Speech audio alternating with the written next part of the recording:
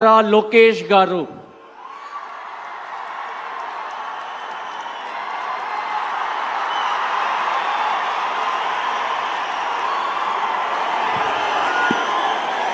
నేను నారా లోకేష్ అని నేను శాసనము ద్వారా నిర్మితమైన భారత రాజ్యాంగం పట్ల నిజమైన విశ్వాసం విధేయత చూపుతానని భారతదేశ సార్వభౌమ అధికారాన్ని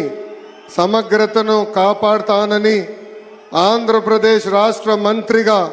నా కర్తవ్యాలను శ్రద్ధతో అంతర్గత శుద్ధితో నిర్వహిస్తానని భయం కానీ పక్షపాతం కానీ రాగద్వేషాలు కానీ లేకుండా రాజ్యాంగాన్ని శాసనాలు అనుసరించి ప్రజలందరికీ న్యాయం చేకూరుస్తానని దైవ సాక్షిగా